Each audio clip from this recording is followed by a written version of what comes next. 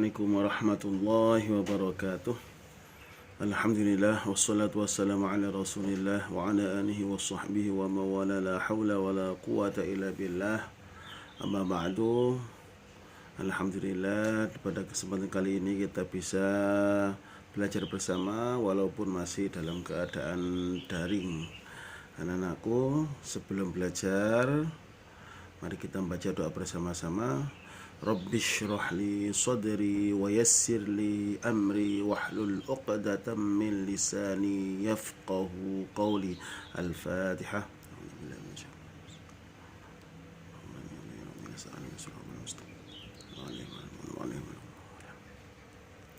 Bisa dilihat dari buku yang kemarin Pak Sani kirim kepada anak-anakku, halaman pertama. Kali ini kita belajar tentang meraih kesuksesan dalam kompetensi dalam kebaikan dan etos kerja.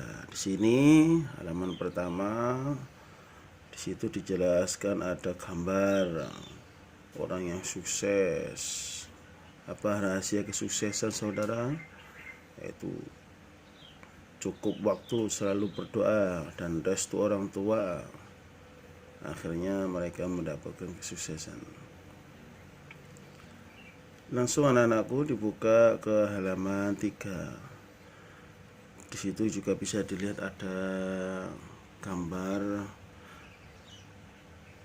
orang yang sukses ya, baik dunia maupun kelak di akhiratnya, karena dia rajin untuk melakukan amal yang soleh. Di halaman 4 ada cerita motivasi yang luar biasa. Ada sebuah kisah dari Abdullah bin Idris, seorang ulama yang amat terkenal di zamannya. Selain khusyuk, ia sangat tekun dalam belajar ilmu pengetahuan, wabil khusus ilmu hadis. Pada setiap hadis yang beliau riwayatkan dipastikan memiliki hujjah, landasan hukum yang kuat. Pada masa Khalifah Harun ar-Rasyid, beliau ditawari oleh presiden untuk menjadi hakim, tapi beliau menolak karena ada suatu hal yang tidak memungkinkan. Ketika maut hendak menjemput Abdullah bin Idris, putrinya menangis. Janganlah engkau menangis wahai anakku, aku sudah mengkhatamkan Al-Quran di rumahku ini sebanyak 4.000 kali. Subhanallah, 4.000 kali. Kita sudah berapa kali menjadi pitutuh, khususnya bagi Pak Sani sendiri dan kalian semuanya. Mari kita lebih rajin lagi untuk membaca Al-Quran, untuk bekal kita kelak pulang di akhirat. Langsung kita buka halaman 6. Di situ ada materi kita tentang kompetensi dalam kebaikan. Surat Al-Maidah ayat 48. Kita baca bersama-sama. A'udzu billahi minasy syaithanir rajim. Bismillahirrahmanirrahim. وأنزلنا إليك الكتاب بالحق مصدقا لما بين يديه من الكتاب ومهيمنا عليه فاحكم بينهم بما أنزل الله ولا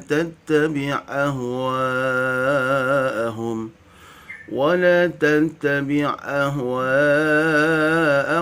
عما جاءك من الحق لكل جعلنا منكم شرعة ومنهاجا ولو شاء الله لجعلكم أمة واحدة ولكن ليبلوكم فيما آتاكم فاستبقوا الخيرات إلى الله مرجعكم جميعا فينبئكم بما كنتم فيه تختلفون صدق الله العظيم. Anak-anakku, satu ayat ini menjelaskan yang pertama adalah Al-Quran diturunkan oleh Allah Subhanahu wa Ta'ala itu dengan benar, yakni hak dalam kandungannya, isinya benar, cara turunnya juga benar, maupun yang mengantarnya turun yaitu malaikat Jibril itu juga benar. Kitab Al-Quran berfungsi membenarkan kitab-kitab sebelumnya, yakni kitab apa? Taurat, Injil, dan Zabur. Dalam hal ini Al-Quran sebagai muhaimin, pengawas kitab-kitab terdahulu.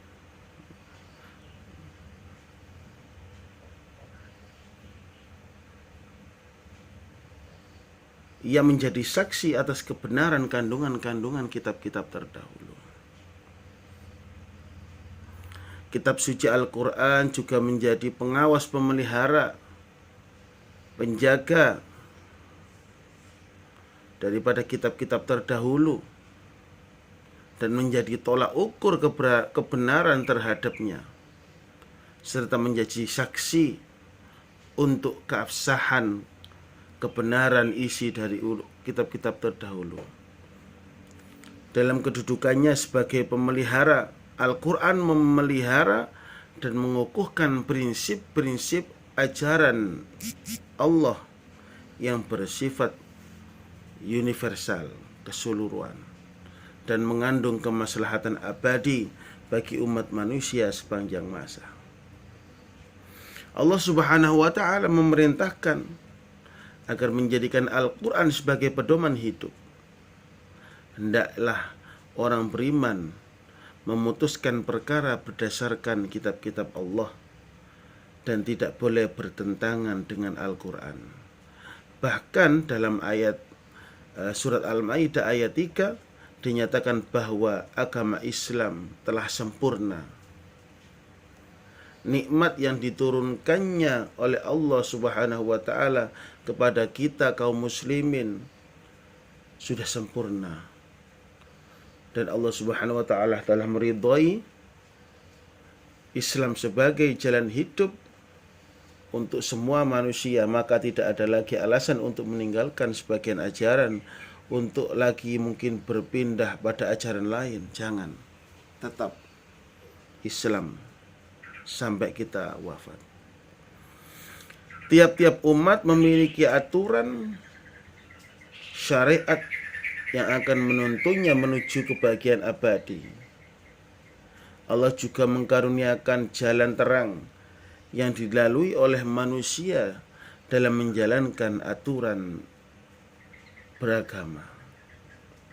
Allah Subhanahu wa Ta'ala telah menjadikan syariat agama Islam, menjadikan syariat Nabi Muhammad SAW ini sebagai penyempurna syariat-syariat nabi-nabi terdahulu, serta membatalkan seluruh syariat-syariat yang ada sebelumnya. Seandainya Allah Subhanahu wa Ta'ala menghendaki seluruh umat ini, umat Nabi Musa, Nabi Isa, dan Nabi Muhammad, semuanya itu menjadikan satu umat, pasti bisa. Akan tetapi semua ini dijadikan satu umat saja, akan tetapi semua ini tidak dikehendaki oleh Allah Subhanahu wa Ta'ala. Andai kata bisa menjadi semua satu umat, maka Allah bisa saja, tapi tidak. Umat Islam diperintahkan untuk berlomba-lomba dengan sungguh-sungguh dalam berbuat kebaikan dan menghindari perdebatan yang tidak perlu, sehingga menghabiskan waktu yang sia-sia. Jadi apabila punya pendapat satu, yaitu diyakini diamalkan, tidak perlu berdebat yang sana kenapa seperti ini, kenapa seperti itu salah, saya yang benar, tidak perlu. Laksanakanlah yang sudah kita ketahui dan kita yakini akan kebenarannya. Allah Subhanahu wa ta'ala telah menetapkan berbagai macam syariat untuk menguji siapakah di antara hamba Allah yang taat dan durhaka. Bagi yang taat akan memperoleh pahala, sedangkan yang durhaka akan mendapatkan siksa. Sesungguhnya semua manusia ini akan kembali kepada Allah Subhanahu wa ta'ala dan akan diberitahukan apa yang telah diperselisihkan. Hanya yang diperselisihkan ini adalah tentang kehidupan akhirat. Orang-orang kafir tidak percaya adanya akhirat. Karenanya mereka akan diberitahu dan mendapatkan balasan atas perbuatan mereka, yakni dimasukkan ke dalam neraka. Orang-orang yang kafir tidak percaya akan akhirat, karena itu mereka akan diberitahu kelak mendapatkan balasan dari perbuatan mereka, yaitu dimasukkan ke dalam api neraka. Sedangkan bagi orang mukmin yang beramal soleh akan mendapatkan surga. Semoga kita semua termasuk dari itu. Allahumma amin. Ada ayat lain yang menjelaskan tentang perintah untuk kita selalu berlomba-lomba dalam kebaikan. Ada surat Al-Baqarah ayat 148. وَلِكُلِّ وِجْهَةٌ هُوَ مُوَلِّيهَا فَاسْتَبِقُوا الْخَيْرَاتِ أَيْنَمَا تَكُونُوا يَأْتِ بِكُمُ اللَّهُ جَمِيعًا إِنَّ اللَّهَ عَلَى كُلِّ شَيْءٍ قَدِيرٌ. Ayat tersebut secara tegas memerintahkan untuk berlomba-lomba dalam kebaikan. Kebaikan yang dilakukan oleh orang mukmin akan mendapatkan balasan dari Allah. Berlomba dalam kebaikan merupakan suatu ajakan kepada orang lain dengan dimulai dari diri sendiri untuk selalu menempuh jalan yang diridhoi oleh Allah Subhanahu wa ta'ala. Mengapa orang mukmin harus segera dalam berlomba-lomba dalam kebaikan? Karena kesempatan waktu hidup di dunia ini hanya sementara dan terbatas oleh ruang dan waktu. Tidak ada yang tahu kapan seorang akan dipanggil oleh Allah Subhanahu wa ta'ala. Di samping itu tidak ada yang tahu perubahan yang akan dialami oleh diri seseorang. Bisa jadi hari ini beriman, besoknya kafir. Na'udzubillah min dzalik. Atau sekarang kafir, besoknya orang tersebut bisa menjadi iman. Wallahu a'lam. Maka dari itu mari kita bersegera untuk melakukan kebaikan. Tidak ada lagi yang harus ditunda. Wasari'u ila maghfiratin min rabbikum. Bersegeralah untuk menuju ampunan Allah. Dua ayat ini untuk materi yang akan kita pelajari.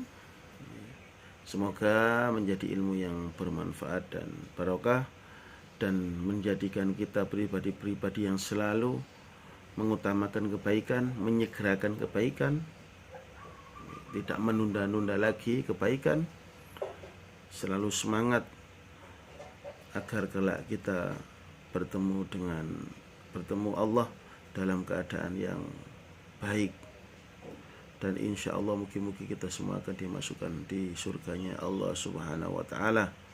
Allahumma amin. Assalamualaikum warahmatullahi wabarakatuh.